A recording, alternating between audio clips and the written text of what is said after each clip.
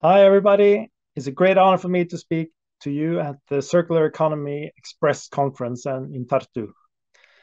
Now, speaking to you from Norway and Trondheim, which is my hometown, and I represent the Mid-Norway Chamber of Commerce and Industry.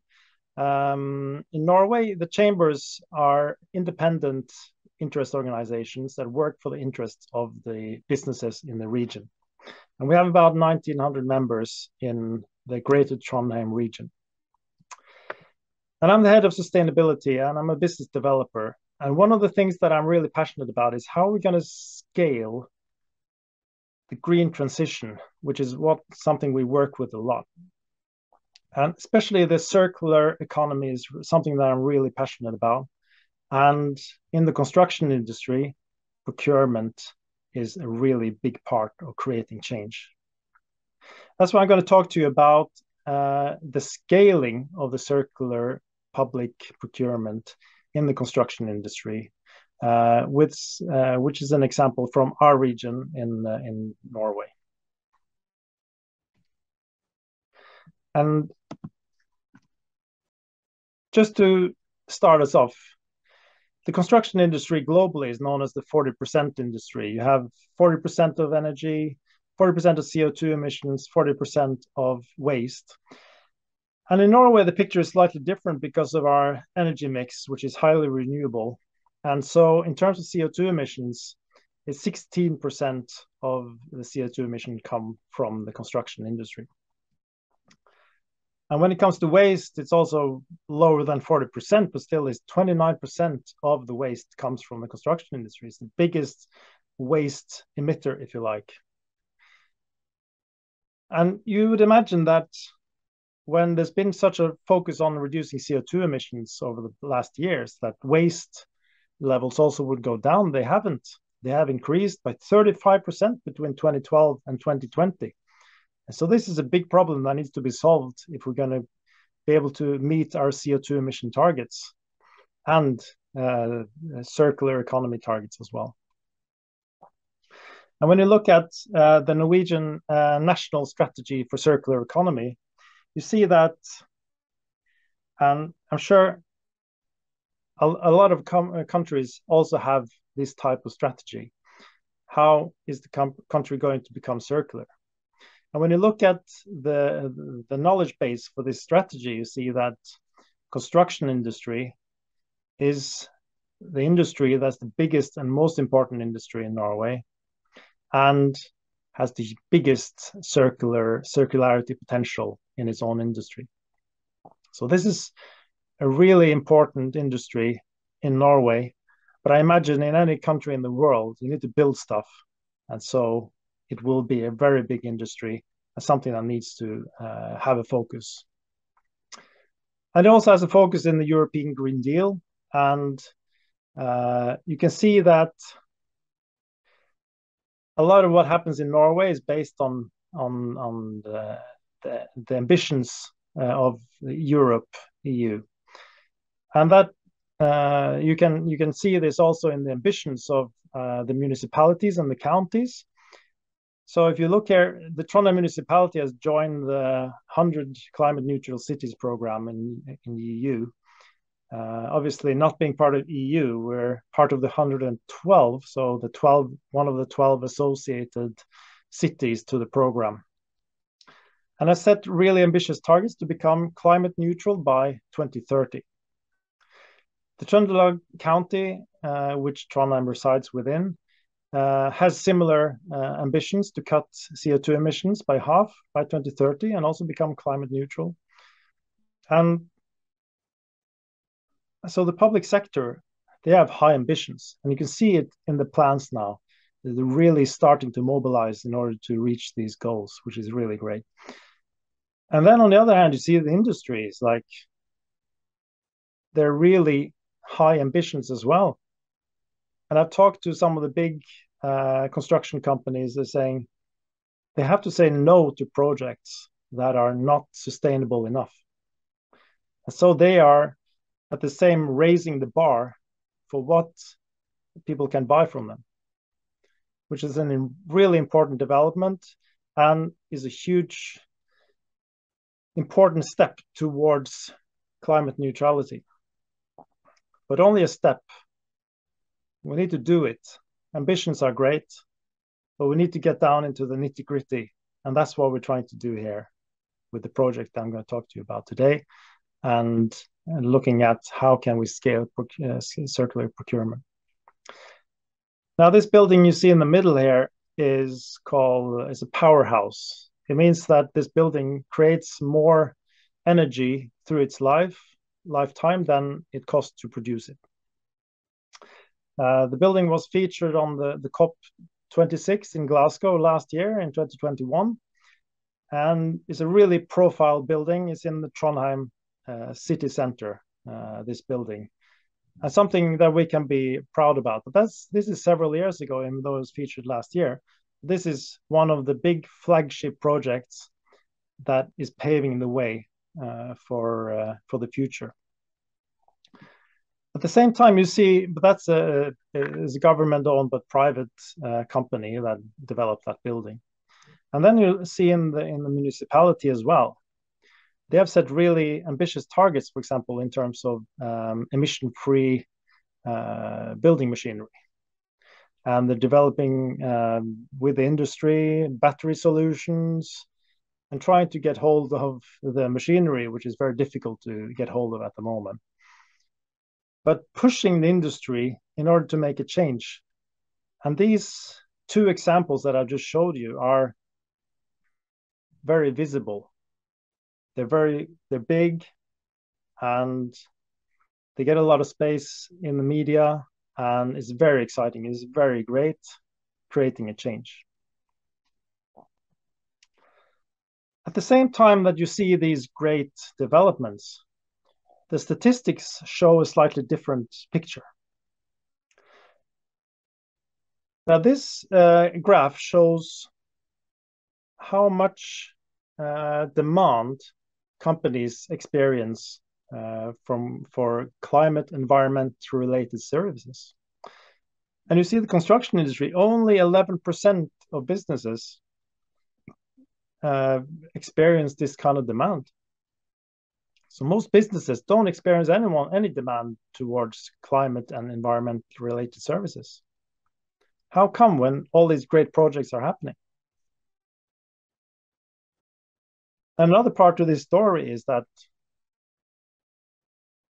when you look at the size of the company, the smaller companies, the SMEs, small and medium-sized enterprises, perceive working with sustainability as less strategic important compared to the big companies. Why is that? And these SMEs, they represent 99% of businesses. These are all the business, almost all the businesses when it in terms of numbers. And they represent about half the employees in private sector.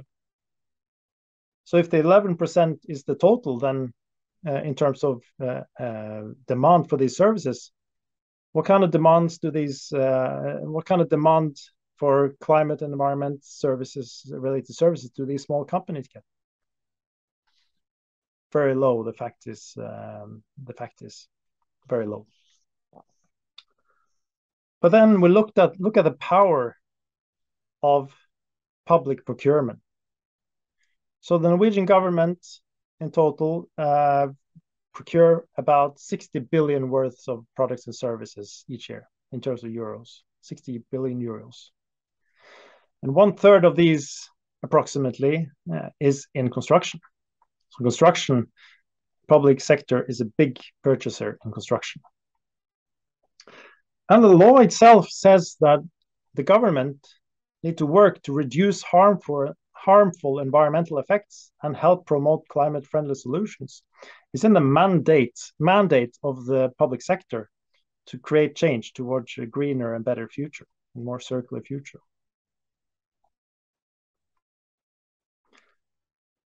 And then the question is, how are we going to scale this? We see there are some great visible big projects, but the companies don't see this kind of demand for these types of services, products. And what we find is that when we talk to the public sector leaders, they say that Actually, they've started with the big projects. Not all have started with the smaller projects and the maintenance projects and those kind of things yet. And so these projects purely or to a large extent based on price is how they select the suppliers. And so how is a business supposed to change when their customer only asks for price? That is a good question. And as an unknown source once said, there are not enough awards for great maintenance. We need to go use what we learned from the great big projects, and then we need to look at the small and medium-sized projects as well. And the construction leader of the Trøndelag County, he told me that, as a matter of fact, each year they build 10,000 square meters of new buildings. But at the same time, they maintain 500,000, 50 times more of space needs to be maintained each year. And what you see is that on these new, maybe fancy new projects, you need to have maybe a contractor that's quite big. Maybe they have smaller subcontractors, but the main contractor is often big. And they are very geared towards making these changes. They have the right infrastructure in place. But what about the often smaller companies who work with the maintenance and the smaller projects? What about them?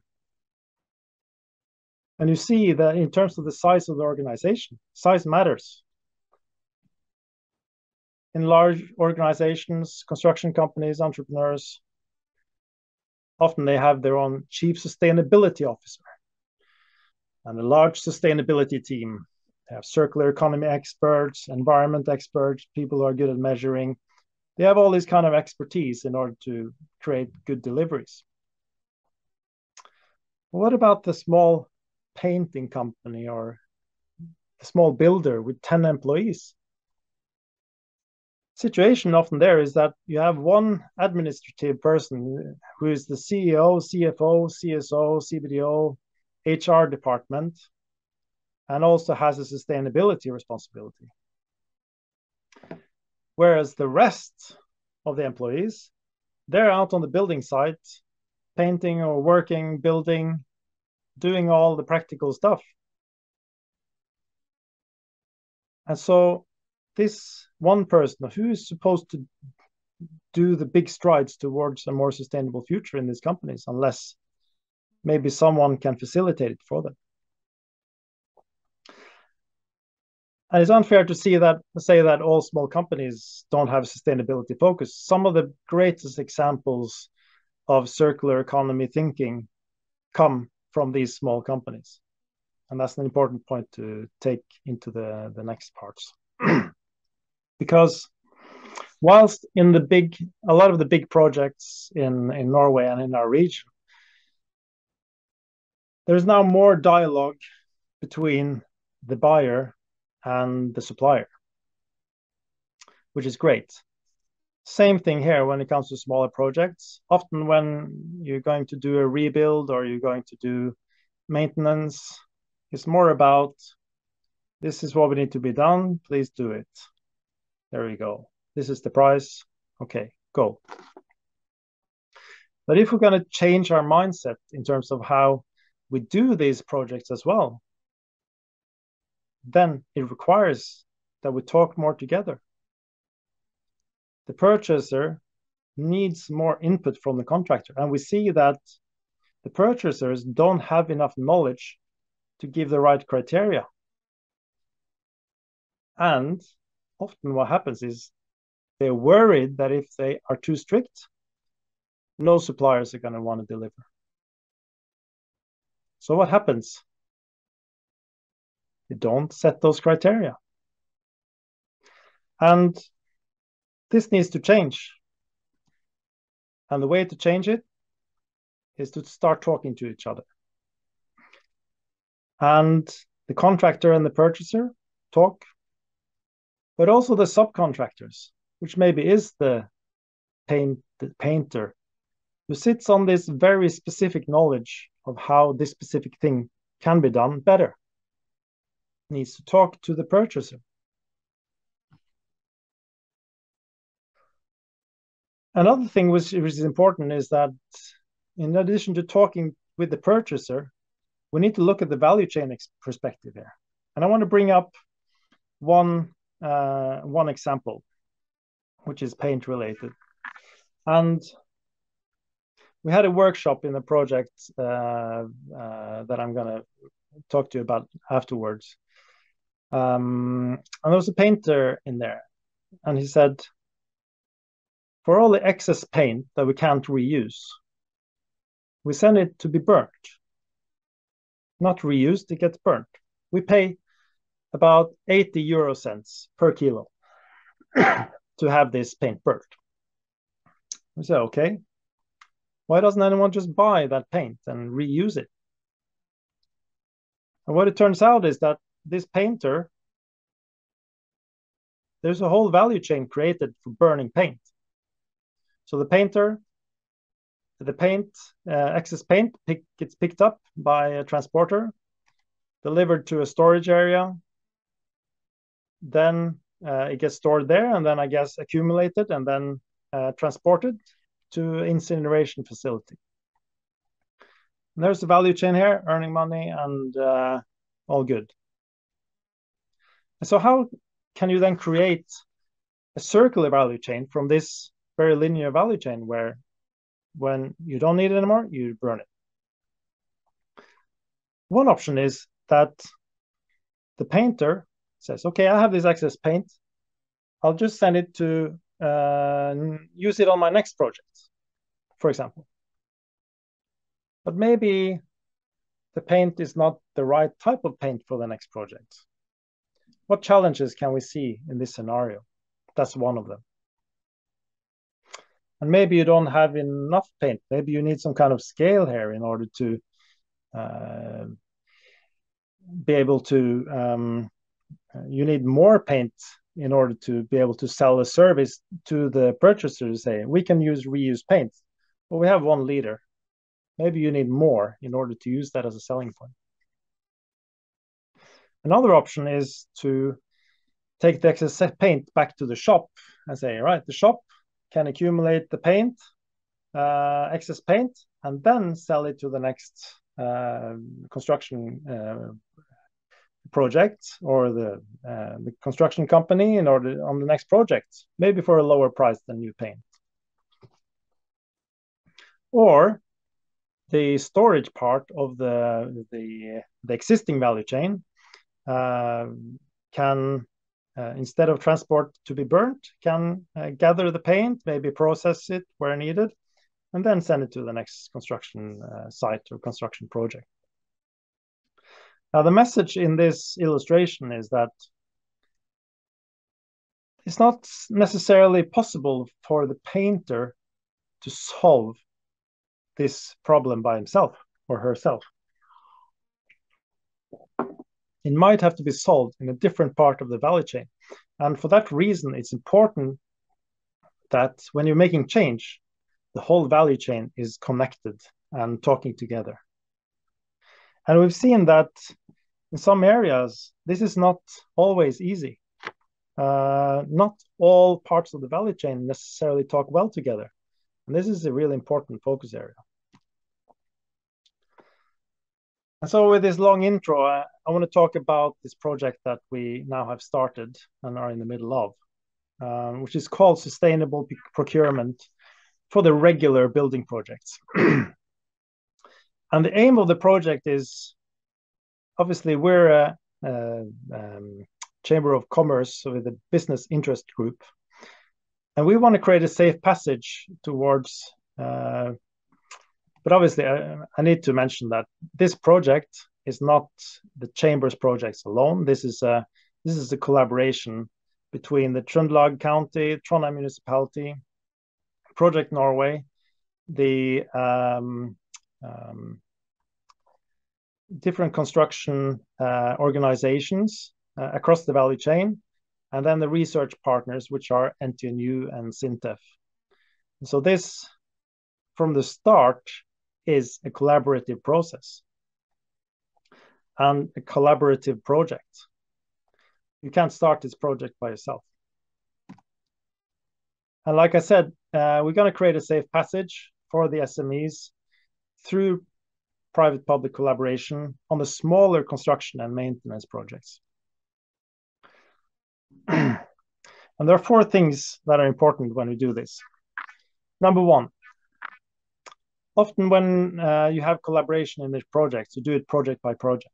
We want to create dialogue and public, private, and value chain collaboration over time between the projects, maybe over 10, 20 projects, so we can iteratively work and improve project by project. Number 2, we need to involve the whole value chain. So we're creating workshops and dialogue between the value chains and the purchasers in order to get these new ideas on what type of criteria do we need to put into the RFP or the procurement documents in order to get the right effect. And then we test it, and then we measure. And then we test again, we measure again.